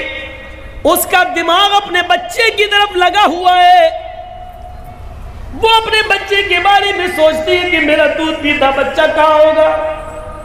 یہاں تک کہ وہ نبی اکرم صلی اللہ علیہ وسلم کے حکم کے مطابق قیدیوں کو ایک میدان میں جمع کر دیا گیا، اس میدان میں اس عورت کو بھی لایا گیا۔ وہ عورت جس بھی چھوٹے بچے کو دیکھتی، جس چھوٹے بچے کو دیکھتی، جس دودھ پیتے بچے کو دیکھتی، اس سے چھین لیتی اور اپنے پستان سے اس بچے کو لگا کر دودھ پلانے لگتی۔ اللہ کے نبی نے پوچھا ایسا یہ عورت کیوں کر رہی ہے؟ جس عورت کے بچے کو دیکھتی یہ پکڑ لیتی اور اپنے پستان کا دودھ پلانے لگتی، ایسا کیوں ہے؟ جواب ملا ہے اللہ کے نبی، اس عورت کا بچہ کہیں گم ہو گیا ہے، اس لیے یہ ہر بچے کو اپنا بچہ سمجھ رہی ہے۔ اللہ کے نبی نے اس عورت کی اس محبت کو دیکھا، اس عورت کی اس رحمت کو دیکھا جو دوسروں کے بچے کو اپنا بچہ سمجھ رہی ہے۔ اللہ کے نبی صحابہ سے سوال کرتے ہیں، آئے میرے ساتھیو، اگر اس کو اس کا بچہ مل جائے اور پھر اس عورت سے کہا جائے کہ اپنے بچے کو آگ میں پھینک دو، تو تم کیا امید رکھتے ہو کیا یہ عورت اپنے بچے کو آگ میں ڈال دے گی؟ تصور کرو نبی کا سوال. جو عورت دوسرے کے بچے کو اپنا بچہ سمجھ رہی ہے، اگر اس کو اس کا بچہ مل جائے پھر اس عورت سے کہو کہ اپنے بچے کو آگ میں ڈال دے، جلتی ہوئی آگ میں ڈال دے، تو کیا وہ ڈال دے گی؟ صحابہ نے کہا نہیں، ہرگز نہیں. اس کی محبت یہ کبھی گوارا نہیں کرے گی کہ وہ اپنے بچے کو آگ میں ڈال دے. اللہ کے نبی فرماتے ہیں میرے ساتھیوں، رب کی رحمت کے 100 درجوں میں سے ایک درجہ رحمت کا یہ حال ہے کہ وہ اپنے بچے کو آگ کے حوالے نہیں کر سکتی ہے. جس کے پاس 99 درجے رحمت ہو وہ قیامت کے دن اپنے بندے کو جہنم کی آگ میں کیسے ڈالے گا؟ اس کی رحمت یہ کیسے گوارا کرے گی کہ اپنے بندے کو جہنم میں ڈال دے؟ لیکن بندے گناہ کر کر کے، شرک کر کر کے، بدعتیں کر کر کے، شراب نوشی کر کر کے، حرام کھا کھا کر، حرام کی کاروبار کر کر کے اپنے آپ کو خود جہنم میں لے جاتے ہیں، تو اس میں اللہ کی رحمت پھر غضب میں بدل جاتی ہے.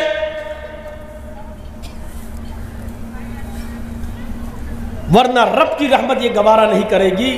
جس کے پاس 100 درجے رحمت ہو وہ کیسے گوارا کرے گا کہ میرا بندہ جہنم میں جائے؟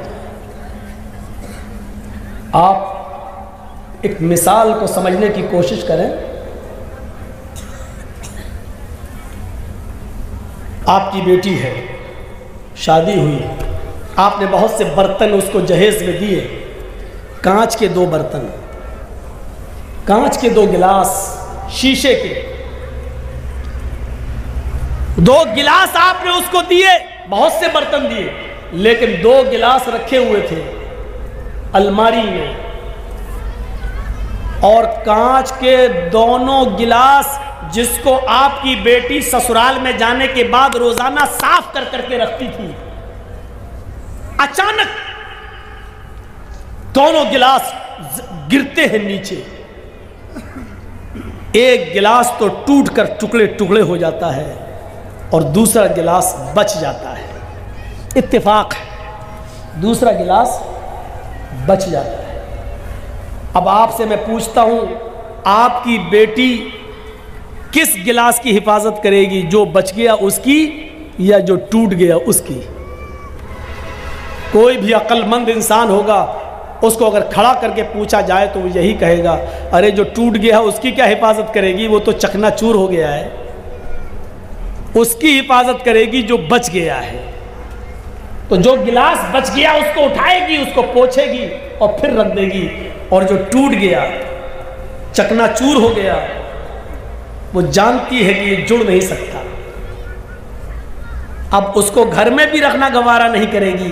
جھاڑو سے ادھر ادھر کانچ تو نہیں بکھر گئی کسی کے پیر میں نہ چپ جائے، اس لیے اس جگہ کو صاف کر کے اس ٹوٹے ہوئے کانچ کے گلاس کو صاف کرے گی اور ایک برتن میں لے کر ڈسٹ بن میں ڈال دے گی یا باہر کوڑے میں جا کر پھینک دے گی. اس ٹوٹے ہوئے گلاس کو کبھی وہ اپنے پاس نہیں رکھے گی. کیوں؟ ہر چیز کا ایک کوشچن ہوتا ہے، کیوں؟ یہ بھی ایک کوشچن ہے. وہ صحیح سلامت گلاس کی حفاظت کر رہی ہے لیکن ٹوٹے ہوئے گلاس کو گھر سے باہر کیوں پھینک رہی ہے؟ اس کیوں کا جواب ہے صحیح سلامت گلاس کی حفاظت اس لیے کر رہی ہے کیونکہ وہ کام کی چیز ہے، وہ پینے کے کام آئے گا، مہمانوں کو پانی پلانے کے کام یا چائے پلانے کے کام یا دودھ پلانے کے کام آئے گا. لیکن ٹوٹا ہوا برتن کسی کام کا نہیں، اس لیے اس کو باہر پھینک رہی ہے. چلیے اب میں آپ سے پوچھتا ہوں کہ ایک ماں کے 2 بیٹے ہیں، دونوں بیٹے جوان ہیں، ایک پڑھ لکھ کر بہت قابل ہو گیا ہے، اس کی سرکاری سروس لگ گئی ہے، اس کو 1 لاکھ روپیہ مہینہ مل رہا ہے. ماں بوڑھی ہو چکی ہے، باپ کا انتقال ہو چکا ہے، وہ بیٹا 1 لاکھ روپیہ مہینہ کماتا ہے، 50,000 روپے مہینہ کماتا ہے. اور اسی پر وہ اپنا پیٹ بھی پالتا ہے، اپنے بیوی بچوں کا پیٹ بھی پالتا ہے اور اپنی بوڑھی ماں کا بھی خیال رکھتا ہے۔ لیکن اسی ماں کا ایک دوسرا بیٹا ہے، وہ بھی جوان ہے، لیکن اس کے دونوں پیروں میں پولیو ہے، لقوہ مار چکا ہے، اس کے دونوں ہاتھوں میں کمپن ہے، ہاتھ بھی اس کے لقوہ مار چکے، وہ نہ اٹھنے کے لائق ہے، نہ اپنے سے بیٹھ سکتا ہے، نہ اپنے سے کھا سکتا ہے، نہ اپنے سے پیشاب اور پائخانہ کر سکتا ہے۔ اس بچے کی عمر بھی 18-20 سال ہے، اس کا بھائی بھی 20-22 سال کا ہے، جو کماتا ہے اور اپنی ماں کو کھلاتا ہے، لیکن یہ بیچارہ اپاہج بچہ، دونوں پیروں سے اپاہج، دونوں ہاتھوں سے اپاہج، بستر پر لیٹا ہے، یہ نہ کما سکتا ہے، نہ ماں کا پیٹ بھر سکتا ہے، نہ خود کھا سکتا ہے۔ یہ بچہ بھی ناکارہ ہے، کسی کام کا نہیں ہے، بیکار ہے، بلکہ یہ بچہ اپنے ماں پر بھی بوجھ بنا ہے، بلکہ اپنے بڑے بھائی کے اوپر بھی بوجھ بنا ہوا ہے۔ میں آپ سے پوچھنا چاہتا ہوں، ماں ان دونوں بچوں میں سے کس بچے کی حفاظت کرے گی اور کس بچے کو اپنے گھر سے باہر نکالے گی؟ آپ کا جواب ہوگا وہ کسی بھی بچے کو باہر نہیں نکالے گی۔ وہی عورت جو کانچ کے گلاس کی حفاظت کر رہی ہے، جو بچ گیا کیونکہ وہ کام کا ہے، لیکن ماں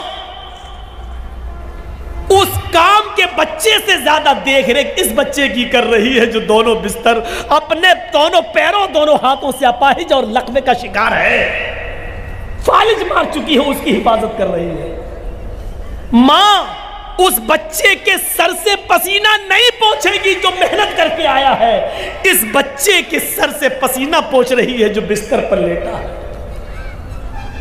ماں اس 20-22 سال کے بچے کا پیشاب اور پائخانہ صاف نہیں کرا سکتی ہے، بلکہ اب اتنا بڑا ہو چکا ہے وہ بچہ کہ وہ ماں اپنے بڑے بیٹے کی شرمگاہ بھی دیکھنا گوارا نہیں کرے گی، لیکن اس 18 سال کے اور 20 سال کے بچے کی شرمگاہ دیکھنا تو بہت دور کی بات، اس کی گندگی کو بھی اپنے ہاتھ سے صاف کر رہی ہے اور اس کی پیشاب کی جگہ کو بھی دھو رہی ہے۔ میرے بھائیوں، تصور کیجئے ماں کے دل میں یہ رحم اور یہ محبت کا جذبہ یہ کہاں سے آیا؟ یہ اسی رب کی 100 درجے رحمت میں سے اتاری ہوئی ایک رحمت کے ایک درجے کا حال ہے۔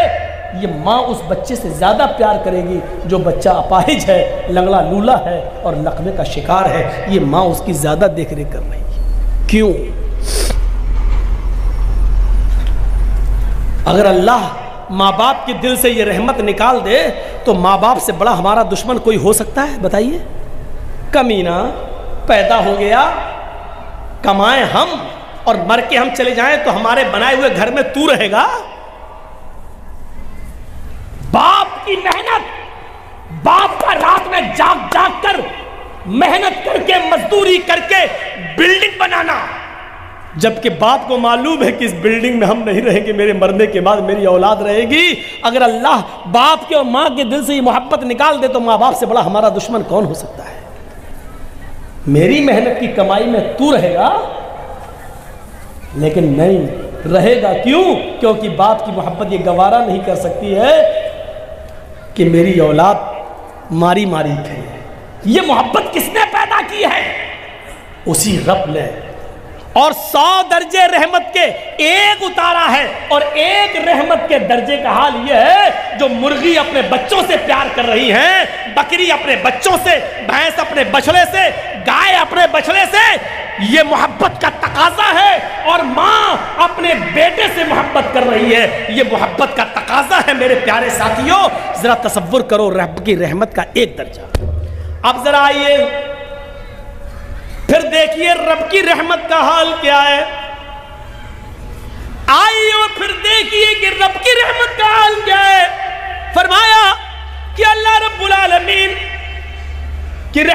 कैसे गवारा कर लेगी? जब एक माँ अपने बच्चे को आग में डालना गवारा नहीं कर सकती है तो अल्लाह रब्बुल आलमीन की रहमत ये कैसे गवारा करेगी? जबकि उसके पास रहमत के 100 दर्जे हैं, कैसे गवारा करेगी कि अपने बंदे को आग में डाल दे?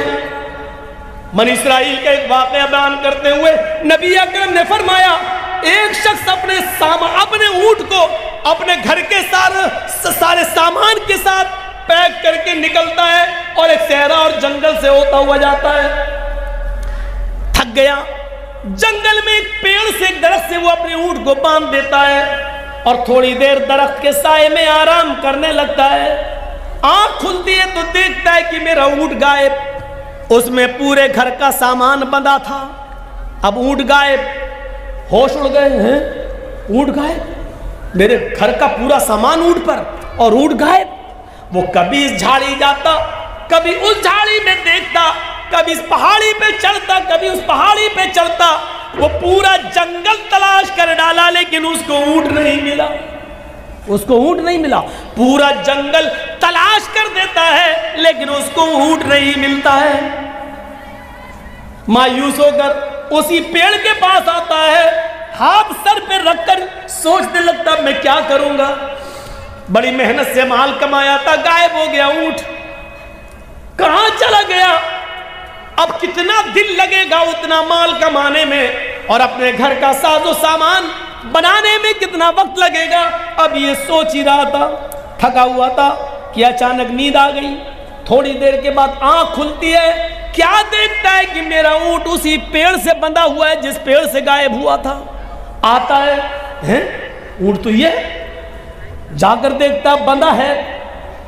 सामान देखता है तो उसके ऊपर अनाज का एक दाना भी कम नहीं है। जैसे वो अपने घर से लाया था वैसा ही हूबहू सेम टू सेम वैसा ही ऊंट पर लगा हुआ है और एक भी चीज गायब नहीं है।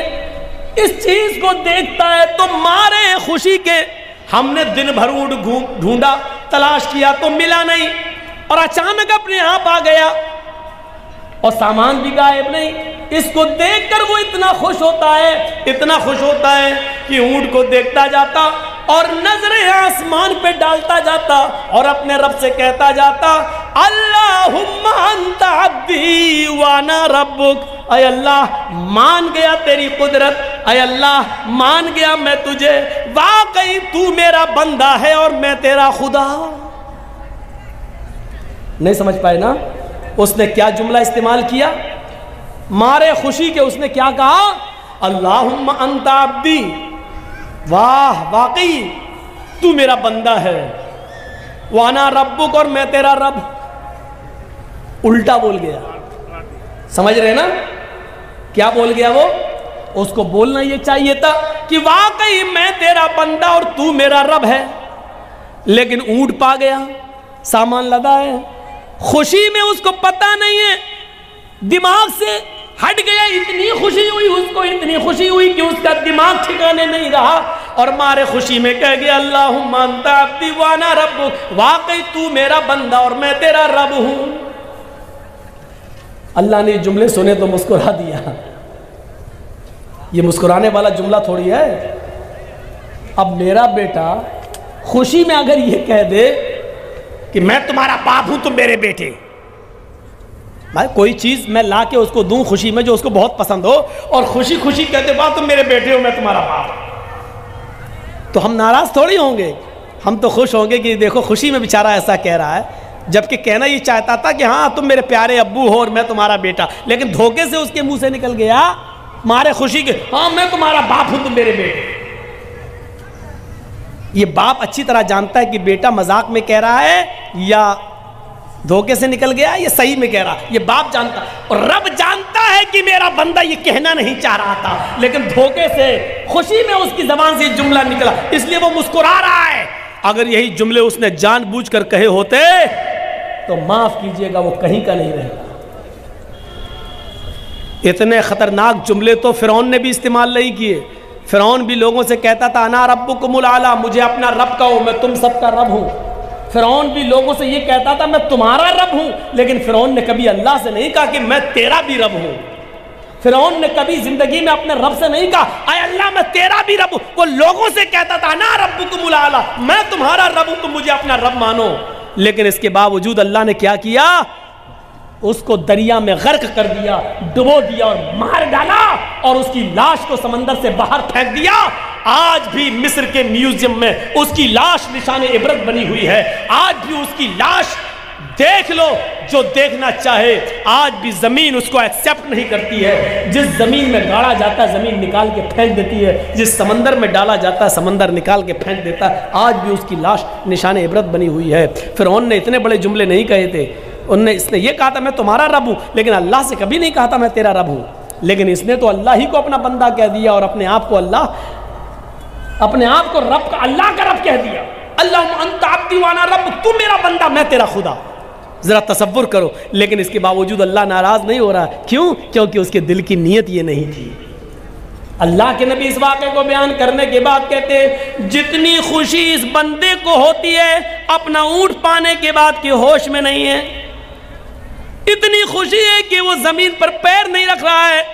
جب ایک گناہگار بندہ رات کی تاریکی میں نفل نماز پڑھنے کے بعد جب ساری دنیا سو رہی ہو، پھر وہ اٹھ کر وضو بنائے اور رات کے اندھیرے میں اٹھ کر رفع یدیہ الی السماء، اپنے دونوں ہاتھوں کو آسمان کی طرف اٹھا لے اور پھر اپنے گناہوں کی معافی اللہ سے مانگے۔ اے اللہ، اللہم اغفر لذنوبی، اللہم اغفر لی، اللہم اغفر لی، اللہم اغفر لذنوبنا وارحمنی واستر عیوبنا۔ یہ ساری دعائیں وہ مانگنے لگے اور پھر وہ رب کو راضی کرے کہ اللہ ہمارے گناہوں کو بخش دے، ہمیں معاف کر دے، ہم پر رحم فرما۔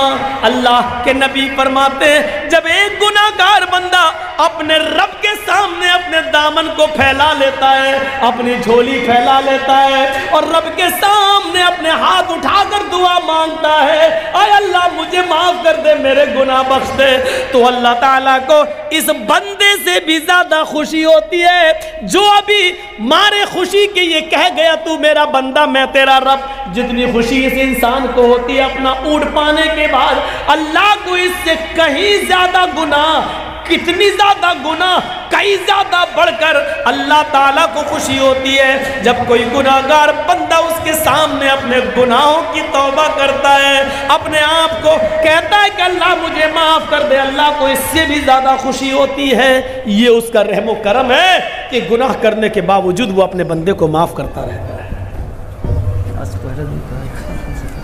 ہاں تو کر رہے ہیں، ہم کو 12:30 بتایا گیا تھا اس لیے، ٹھیک ہے۔ تو میرے بھائیوں یہاں سے آپ اندازہ لگائیں کتنا مہربان ہے وہ اللہ۔ اور سنیے ایک چیز آپ کو پوائنٹ کی بتا دیتا ہوں، ہمارے صدر محترم جو اس جلسے کے ہیں انہوں نے کہا آج پہلا دن ہے اس لیے تھوڑا سا جلدی ختم ہو جانا چاہیے، تو میں بس ایک بات بتا کر اپنی بات کو ختم کر دوں گا۔ بہت قیمتی بات بتا رہا ہوں میں آپ کو، سن لیجیے میرے پیارے ساتھیوں، اس کو غور سے سنیے۔ اللہ رب العالمین نے تقریباً 20 سے زیادہ، قرآن پڑھیے آپ، 20 سے زیادہ بار یا عبادی کہہ کر اپنے بندے کو پکارا، یا عبادی یا عبادی، بلکہ بڑے سے بڑے گناہگار کو بھی یہی کہا قل یا عبادی، قل یا عبادی الذین اسرفوا علی انفسہم لا تقنطوا من رحمت اللہ۔ اس پیار و محبت بھرے جملے کو سنیے، بندہ گناہگار ہے، اتنا گناہگار ہے کہ اس نے زمین و آسمان بھر کر گناہ کر رکھے ہیں، اس کو بھی اللہ یہ نہیں کہہ رہا بھاگ تو گناہگار ہے میرے دربار میں مت آنا، اس کو بھی اللہ کیا کہہ رہا، اے میرے بندو قل یا عبادی الذین اسرفوا علی انفسہم، اے میرے بندو اگر گناہ کر کر کے تم نے زمین و آسمان بھر لیے ہو، اگر بہت زیادہ گناہ کر کے اپنے آپ کو سیاہ کالا کر لیا ہو، اگر گناہ کر کر کے तुमने ज़मीन व आसमान भी भर डाले हो, ला तक़नतू मिन रहमतिल्लाह, तब भी तुम अल्लाह की रहमत से मायूस मत हो जाओ, अल्लाह के रहमो करम से मायूस मत हो जाओ। अगर तौबा करोगे तो हम आज भी तुम्हें माफ़ करने के लिए तैयार हैं, अगर बख्शिश मांगोगे तो आज भी मैं तुम्हें बख्शने के लिए तैयार हूँ। 20 से ज़्यादा बार अल्लाह ने कुल या इबादी कहा है, आए मेरे बंदो, आए मेरे बंदो, मेरे पास तो आओ, मेरे बंदो मुझसे गुनाहों की माफ़ी तो मांगो, मेरे बंदो मेरे पास गिड़गिड़ाओ तो रो तो सही, हम तुम्हें आज भी माफ़ करने के लिए तैयार हैं। अगर 20 मरतबा या इबादी का है तो कुरान पढ़िए 300 से ज़्यादा, 300 से ज़्यादा उसने रहमत का लफ्ज़ इस्तेमाल किया है, रहमत का लफ्ज़ इस्तेमाल किया है। ये मेरी रहमत, ये मेरी रहमत, ये मेरी रहमत, और एक लफ्ज़ तो ऐसा कह दिया है, रहमती वसियत कुल्ल शै, रहमती वसियत कुल्ल शै। आए मेरे बंदो, मेरी रहमत हर चीज़ को घेरे हुए, मेरी रहमत हर चीज़ पर छाई हुई है, मेरी रहमत के साए में आओ तो सही। आए मेरे बंदो, मेरी रहमत के दायरे में आओ, हम तुम पर भी अपनी रहमत निसार कर देंगे, हम तुम पर भी अपनी रहमत का साया कर देंगे। ये अर्रहमान अर्रहीम, ये रब की रहमत है।